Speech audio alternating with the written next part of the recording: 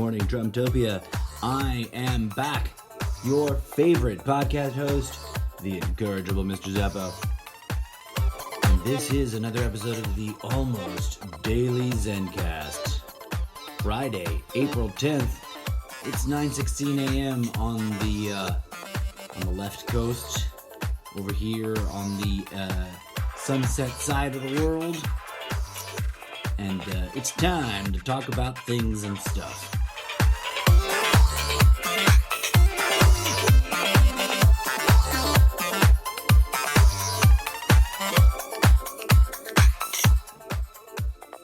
How we respond to these conditions we find ourselves in now will impact generations upon generations.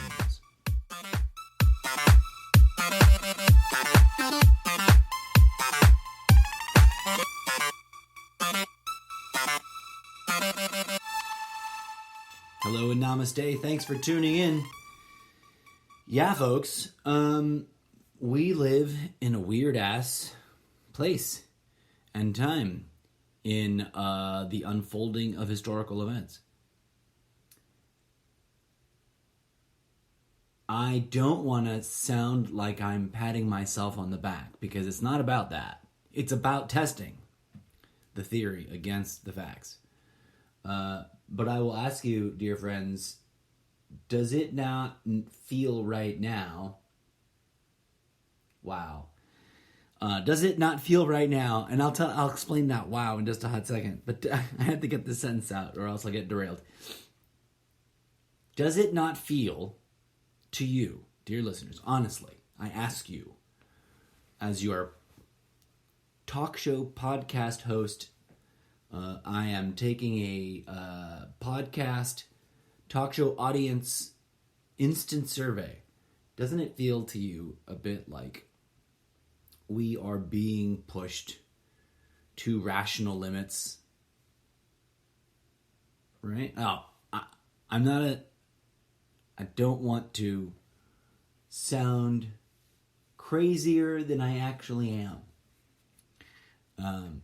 But okay, so a second ago I interrupted myself and almost derailed the entire show because I looked up, and on the left hand side of the screen, or of the tab of the web page that I queued up, I opened up several tabs in my web browser to kind of reference things as I went along, and everything is advertising, right? Put a pin in that. Everything is advertising. Right now there's hand sanitizer by Fine Two, I guess. But it's, hand sanitizer. Probably the hottest ticket on the market. But earlier when I said wow, it's because I looked up and there was an ad with it's a vertical ad, so it's a column, right? It's a tall, slender ad alongside this chart on this page.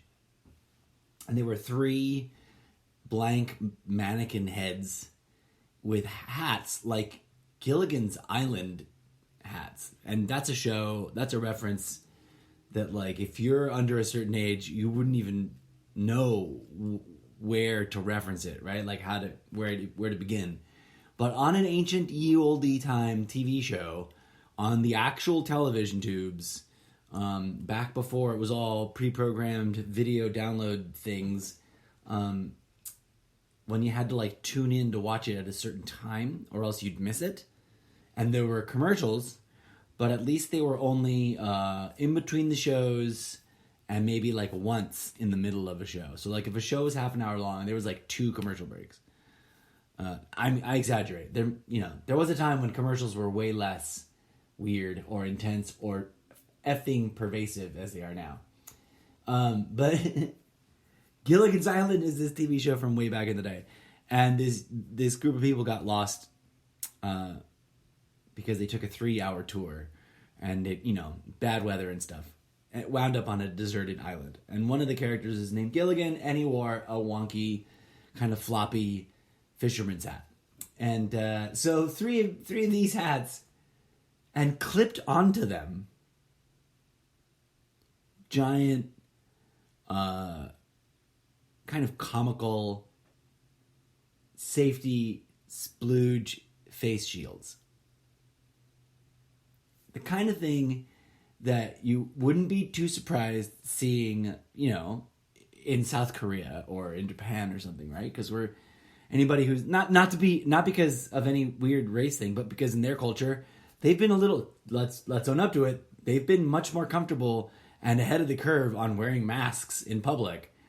And we've in the West have often been guilty of just ridiculing them for it. And now, of course, it's like the trending thing. This ad right now is for not masks necessarily, but face coverings of different kind. Definitely with a military kind of like tactical feel, but it was face covering. Face covering is trendy, right? Emerging market in the West, at any rate. Like, I called this like days ago on the Facebook, and I just haven't talked about it on the podcast yet. But an emerging market right now is going to be haute couture. Designer face mask, face covering, face shielding. There's people 3D printing them in their house to protect the frontline workers. And I bet there's like designer kids like designing them to make them designery, and it would be like a label, and like way more expensive because so-and-so designed it. I think we are, if we can set aside all the stress and hustle bustle of argumentation and of there it is, there's the commercial. Banggood is the brand name, Banggood, one word. And it's got a Gilligan's Island hat with a big giant like I'm a doctor in an emergency room and blood splatter is going to get all over me kind of face shield. It's wild. I'm not making fun of it. I'm not judging it. I'm calling it out, and I'm suggesting that if there's anything going on, is that there's definitely a sort of a quote capitalization, a leveraging, a profiteering on. It's creeping in already quite quickly. Already has been.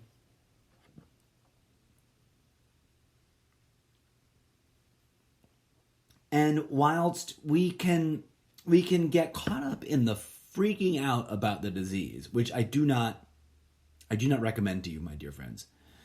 But it is an option available, right? Free choice, free will, do what you want. While we can get really worked up and freaked out and just spin out of control in our minds with paranoia and concern and fear, we shouldn't let ourselves.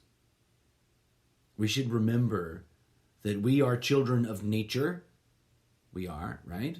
And although we've paved over every fucking possible inch of this place in a horrible, toxic way, that we have always and forever as beings of flesh and blood and bone, living amongst all these other beings of various sizes and scales that need to eat and consume and destroy the flesh of another living thing to live.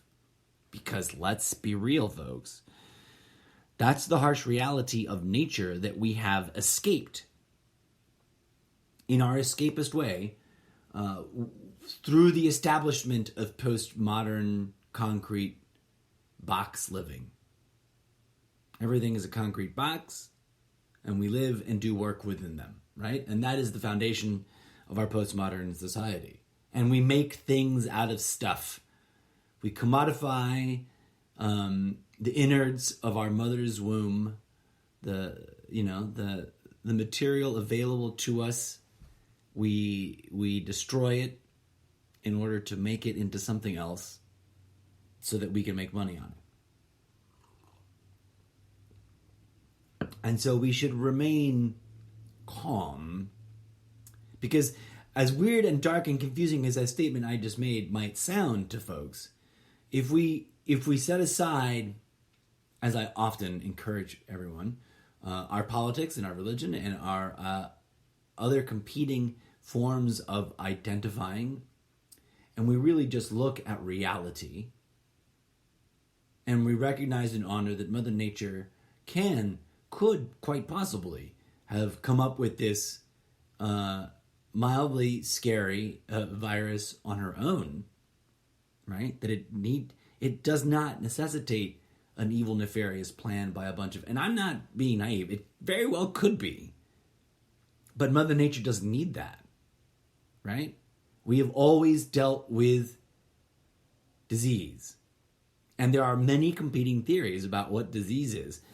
Point in fact, as a fool sitting at a desk inside a little wooden box that I feel convinced to stay within for my own good measures and the well-being of others. Is that sheeple conditioning, or is that thoughtful, compassionate choice making? Is it a bit of both? The debate rages on out there.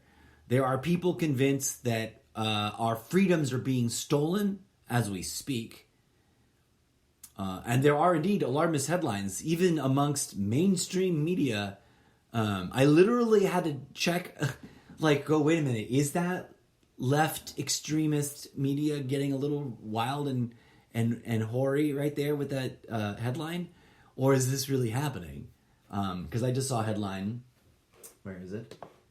That some associates of mine on the interwebs seem to be interested in sharing. And it complains, and it's from a well-established, I thought, pretty, maybe slightly right of center, but centrist sort of, it's not, they weren't a leftist rag, they weren't a rightist rag, they were smack dab in the middle in their identity. I could be wrong, right? My impression of the world could always be deeply flawed, as could anybody else's. But this headline coming from this news agency that barring any, intervening vis-a-vis some version of a deep conspiracy theory about media, I thought was mostly a trustworthy sort of not spinning for anybody in particular kind of source, but I who knows? But apparently there is, and I'll admit this is an opinion columnist headline, not like, front page news here. It's from the opinion column department. But they're essentially raising the question of whether or not we have crossed a line in terms of what's going on in Washington, and are we really sort of on the precipice of losing control, losing our footing on the slippery slope towards an apparent move towards tyranny? And that's a question that I myself have been kind of humorously, jokingly throwing out at the Trump base in recent days, as the cabin fever and disorientation and craziness of self-imposed, voluntary stay-at-home to stop the spread of more virulent than average kissing cousin of the flu, let's call it, because I don't want to be accused of minimizing it and calling it just the flu. But, disease is more complicated than any of the people babbling about it gives it credit for. And anybody taking a really, limiting and absolute stance is usually missing the boat on something. And, of course, I'm a pluralist in as much as that I'm firmly convinced that everyone's own skull literally is the functioning center of this perceptual universe, in as much as that's how life operates, and the place we call reality is an infinitely ever unfolding and infolding fractal with no actual center, because it's an infinite landscape bound in a finite space. You are the center.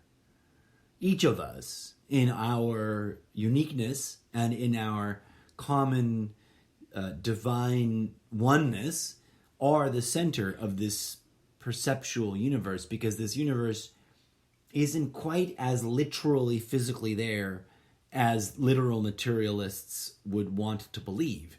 Thus, my constant intrusion onto the sort of idiotic, and I'm not calling anyone idiots, I'm saying that the argumentation of it is a thing that induces us to lose our own intelligence, right? It distracts us from smarter knowing.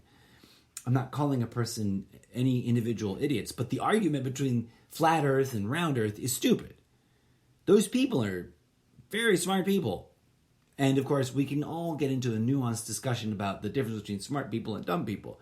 And I have been both very smart and very dumb in my life. So I posit to you that no matter how you slice it, it's also a relativistic thing that varies over time and through experience. So, and this isn't about judgment anyways. What I'm saying is that the argument itself is meaningless. That kind of sensical, like nonsensical. I'm dismissing it not as you or as individuals are stupid for engaging in it, but rather the argument itself is an engineered thing which has no meaning. Okay, so that's being done to us, right? Let's zoom back. That's why I posit to you, friends and listeners, whether or not you're caught up in the argument about flat Earth or round Earth, if you zoom back, that was an analogy. If you zoom back and you look at what's going on in the world right now, we have this condition, right? We are under stay-at-home orders that apparently, according to different reports of individuals claiming to be authentic, which I really can't personally verify, but these are people that I talk to on Facebook. Are they real? Are they liars? Are they fake? Are they AI robots on a psyop trying to confuse us all? I don't know, but they appear and present as authentic people. To the best of my ability to rely on Facebook to be whatever it is and not a whole host of other things that it doesn't seem to be. But apparently, according to people's comments on Facebook, Australia is pretty much under actual, like really strict, really intense quarantine, which is weird, and because we shouldn't be, because Australia isn't a massive, technically, it's been driving me nuts that people are like, blah, blah, blah, the quarantine. And as sort of, we can call it that for sure, but let's be clear. We are not under current quarantine orders, and we're not under current martial law. Not here, not in my state, not in my country. And to the best of my ability to survey the world vis-a-vis all the different channels available to, look at world events through, all the different sources available to us, who any of us who've got a device, and the internet. It seems as though the vast majority of the world is also sort of not really, except for the flirtation talk of it in New York. No one in America is under quarantine orders. We're under guidelines. There's some travel restrictions. One or two, a handful of states maybe have issued weird, don't leave the state travel orders. But most states haven't. Okay? What I'm trying to point out is that, there are alarmists out there that are talking like they're coming to put us in the rail cars now. Right now. You better have your guns ready, because they're going to come and tear you out of your house. And yes, we did indeed see videos of people in China kind of getting wrestled to the ground and hauled away to be put in quarantine. I don't think any of those people were shot in the head, though, right? We're not, as of this moment, hearing horrible reports out of China of people being disappeared. And in terms of like what's actually going on, the alarmists are way beyond the pale, way over the line, overstepping it, in my opinion. Many of them railing against the fear-mongering while they themselves, through the act of sharing their extreme alarmist views, engaging in the act of perpetuating the fear-mongering content. You know, that's how alarmist mind fuckery works. Now, the problem, the tragedy is that we all truthfully should be vigilant, right? I'm not naive. I'm not an idiot. I have been a fool in my life, but I think I've grown and learned from that. And I'm certainly well read enough to understand that vigilance is required at all times, because for reasons that no one ever bothers to try to really deeply probe and find a scientific answer to, the human species, as a general aggregate of individuals, has a propensity towards being attracted to or being susceptible to corruption. And we do have many theories competing as to why and how. Plenty of people might argue that, that positions of power in politics attract only the corrupt, except in the rarest of occasions, and that it is the fault of the system being so empowered that it attracts crazy people, or that we've moneyed it and created it in such a way that only crazy people really enjoy it. So we get crazy people in positions of power. Others argue that it doesn't matter what a person is like when they start out. Once they're there, the seductive and seemingly inescapable powers of corruption will hijack a person once they're in control, even if they were truly, brilliantly well-intentioned. I don't know. But as I pointed out with the coronavirus theory, like, we can argue all up and down, left and right. We can try to figure it out. Or we can step even further back and realize that we are indeed seeing strange times. And we are indeed possibly facing a dangerous downward spiral of tolerating the intolerable. Should we overreact and launch right into some sort of violent civil war of some kind between ideologies? Hell no.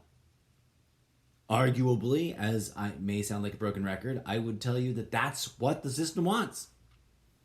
They profiteered selling you the ammo that you would use. They profiteer. They would want a bloody, violent revolution. Don't give it to them. What do they not want? If Trump is really doing what this alarmist opinion article that I haven't read, that I don't want to reference too heavily because I don't want to get sued,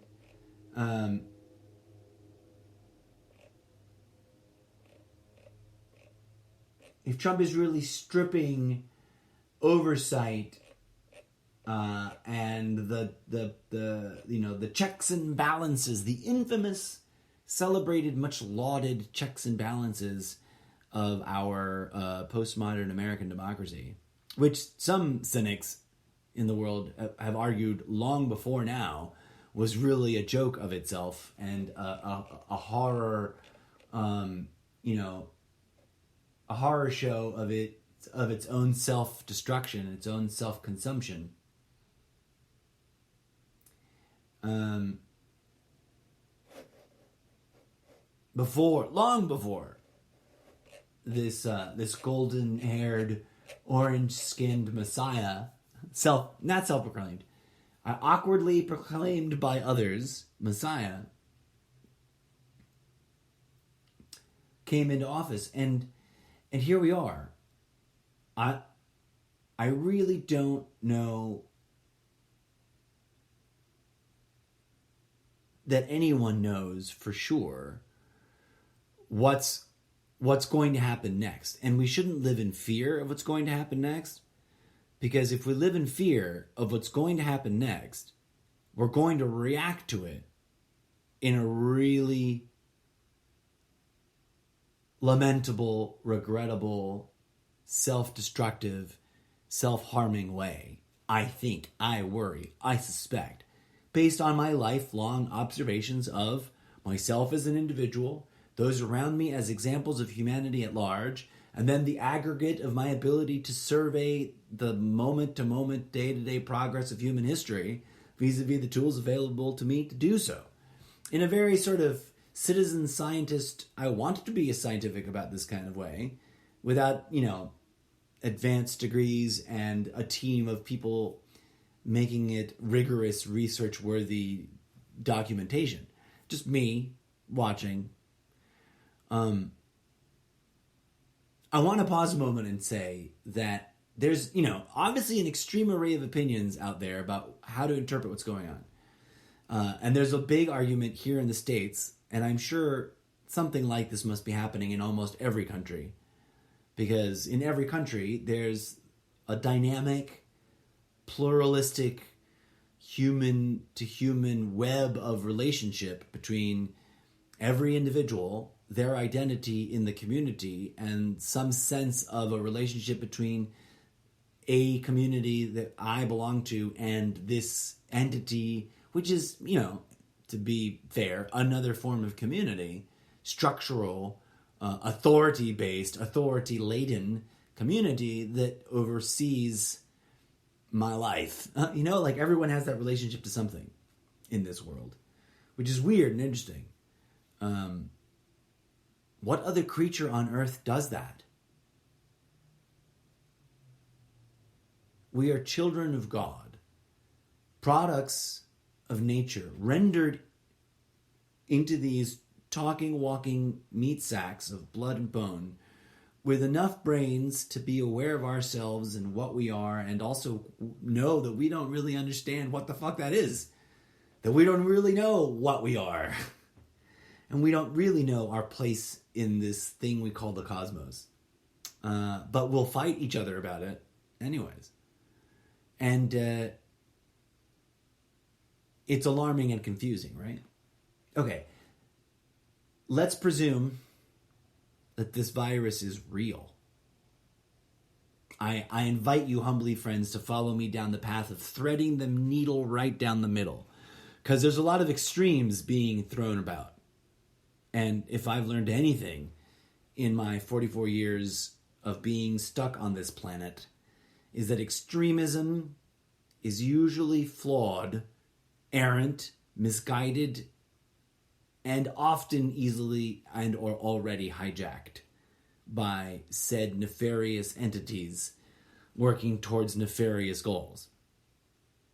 Nefarious people or energies, depending on which theory you prefer. I'm a pluralist, I'm an inclusivist. I'm trying to put together a metathesis of all metatheses, right? I think it's safest to presume that it's not being faked. I mean, that way we don't blunder right into killing ourselves even worse off than we might have just following the doctor's recommendations. Occam's razor. If you don't know what that is, Google it. I don't remember how to spell it right now, so I'm sorry. I'm a terrible host. But Occam's razor, I think it's actually pronounced Occam's. It's is it O-C-C-A-C-H? apostrophe, whether there's an M in there somewhere, apostrophe S. I don't know. Anyways, mathematician, simplest answer, simplest solution with the fewest assumptions and variables and moving parts. There's a lot of ways that you could say it. Is most likely to be true. This bug is real. It's more infectious than the common flu. It is of a family related to other germs that cause the common cold and the flu itself, because they're all related, right? They're all life spiraling out from center, exploring infinite form. If you understand that that's what life is, you understand that there would be, indeed, multiple germs of very similar and yet wildly varying form and function. Nature is like constantly pumping out, new shapes to its combination of shapes. Assuming that it is, and that our response to it at a political, professional, managing the world level is really what's going on, which is kind of astounding to me. Let's pause here for a second and reflect. Not more than 3. If you had asked me, in the middle of last year, anytime before December, I started hearing about the virus coming out of China, and I heard rumors of it in November, but really it's not like that's not like a weird sci-fi conspiracy theory. There's really a disease brewing over there by mid-December. And, they were busy fumbling it and sort of pretending that it was no big deal and downplaying it and almost denying it. And, of course, it's easy for us to get caught up and distracted now by the blame game of accusing them of having either created it or caused it or spread it or fucked everything up by not sharing enough information about it. Let's not do that, right? Set that aside. That's all ego trap. Presume it's a real germ and it's really deploying and it's really this, it's scarier than the flu. It's not as self-destructively scary as air pollution. Then the most logical conclusion is that, what I was going to say was that, if you'd asked me, last summer, if we could successfully organize a way by which the vast majority of people in the world would literally stay home and boycott this toxic, fucked up system that we all live in, right? Because even taking the most innocent view of modern society, we have to acknowledge that its underlying mechanisms, everything that fuels the economy, is toxic as fuck.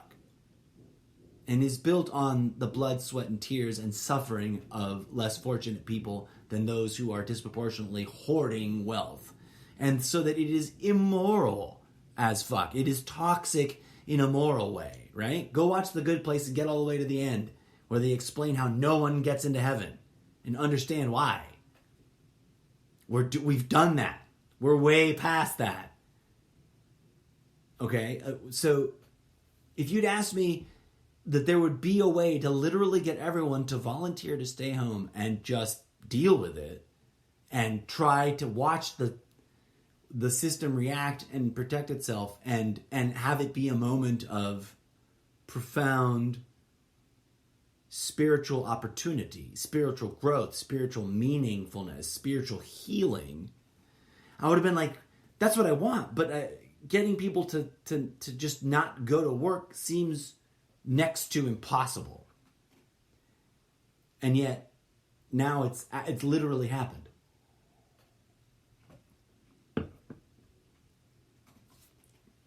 Because, now, I don't want to get into the argument of whether or not it's because the overlords are indoctrinating us to be sheepily or sheeple.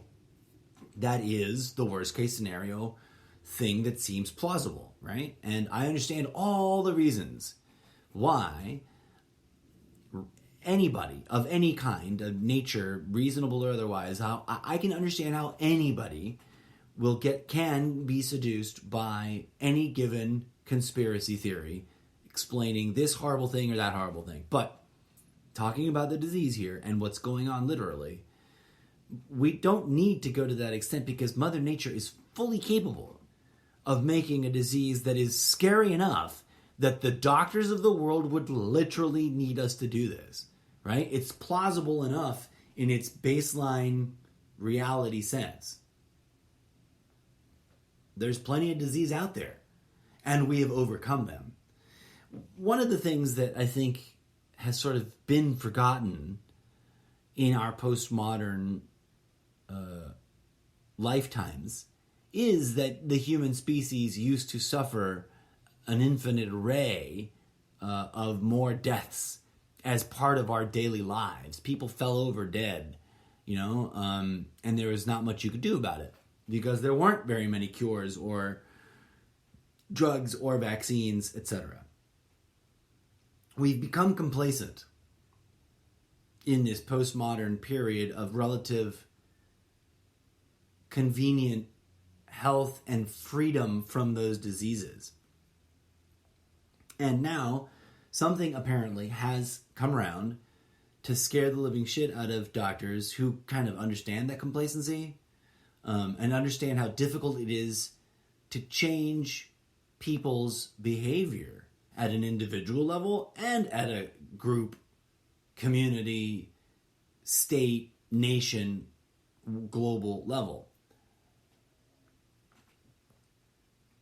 Now, some would argue that we didn't need to do any of this, and we coulda, shoulda, woulda just let the disease rip right through the population. But then, what they don't seem to understand, the people, my freedom is more important than your safety, people don't understand is, doesn't that instantly make you a hypocrite? Because most of those people, at least the ones I see on social media, who are saying that now, saying it's fine, we should.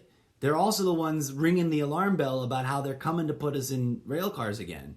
They're the ones saying freedom, freedom, freedom. They're coming with their tyranny. So if we let a disease wipe us out right now, isn't that just as tyrannical? Doesn't that help the tyranny?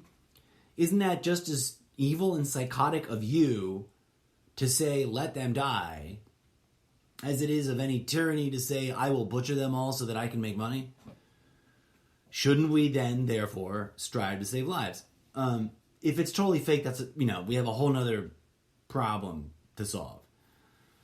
But to the best of my understanding, it is not impossible that it's just real, that it's just a cousin to these other things that we've tolerated and have normalized, and that it's alarming to scientists and doctors because of their understanding of the science. Now, if each and every single doctor and each and every single nurse on the planet are all brainwashed and participating in some evil cabal and knowingly pulling a big giant hoax on us, that's pretty fucked. Either way, regardless of which is going on, my point, I think, is simple and should sort of,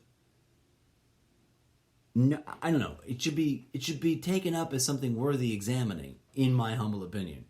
Not because it's my theory, but because it's not even my theory, right? But because it's a theory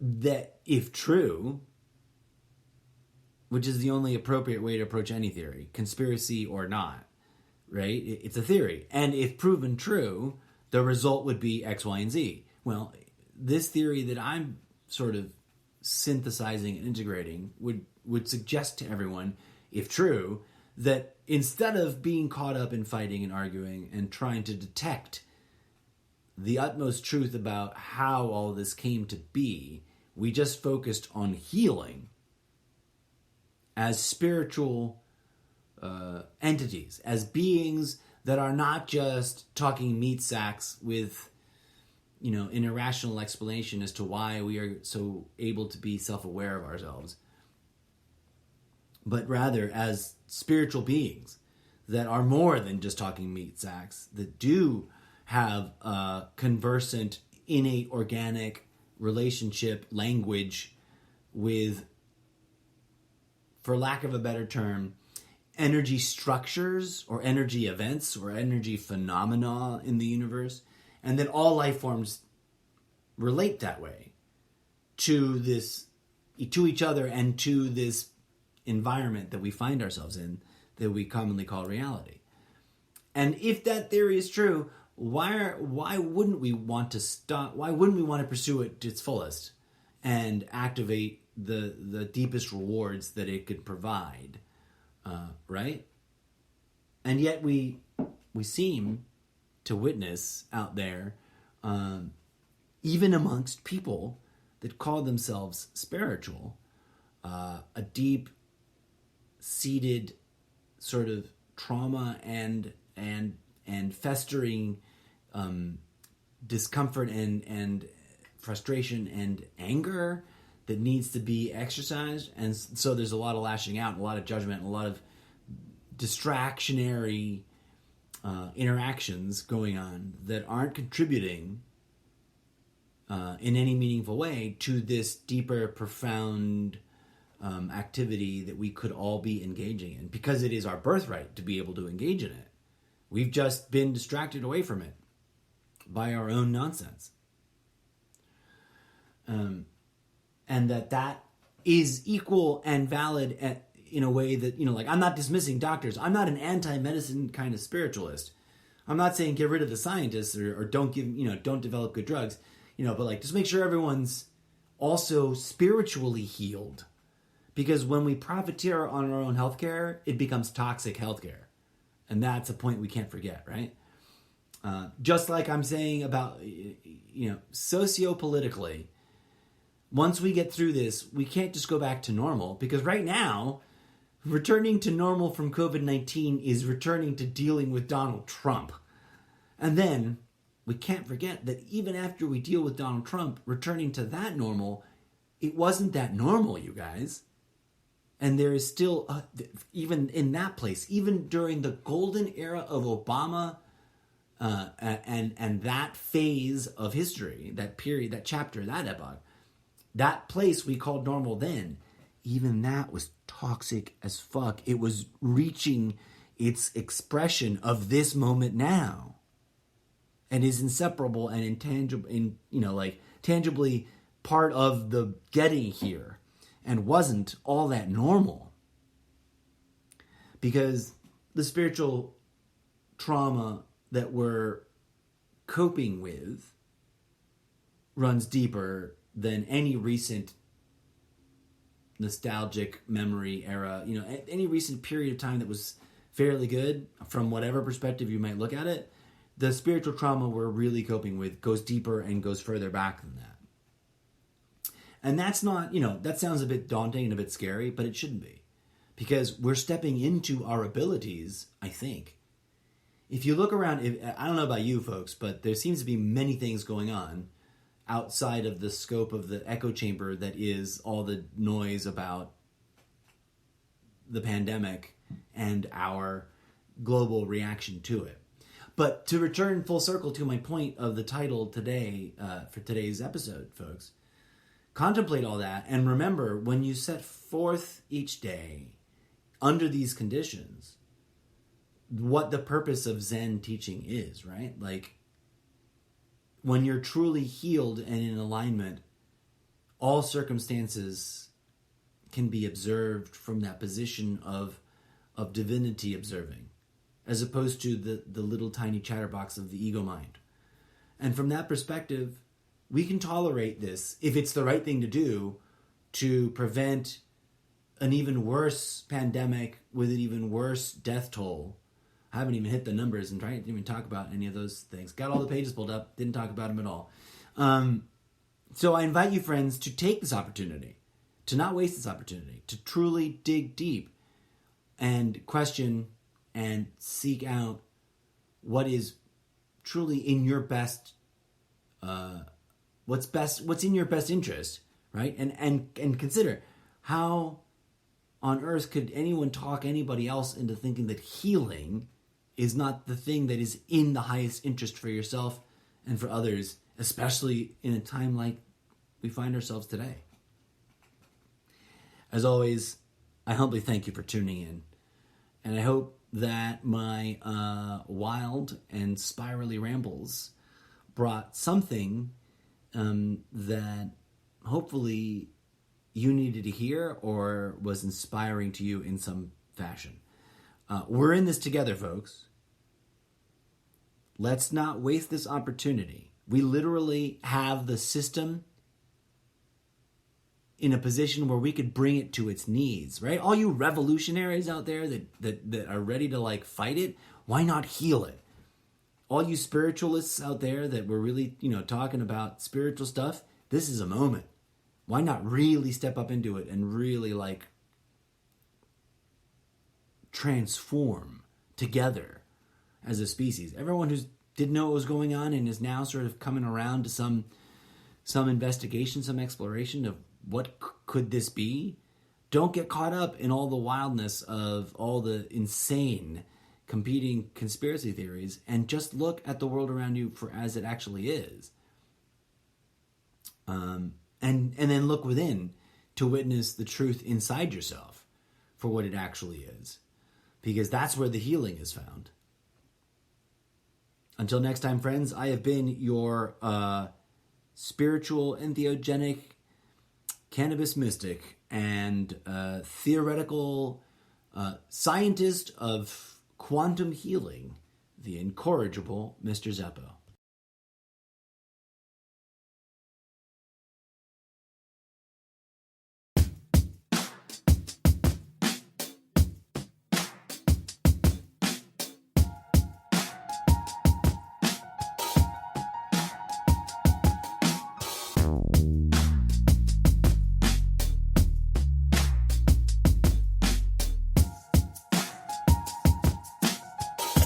Stay tuned for many more segments dropping today and the rest of this weekend, as I'm going to binge produce podcast content for you, dear friends, as you struggle through these doldrums and difficult times of a global pandemic shutdown.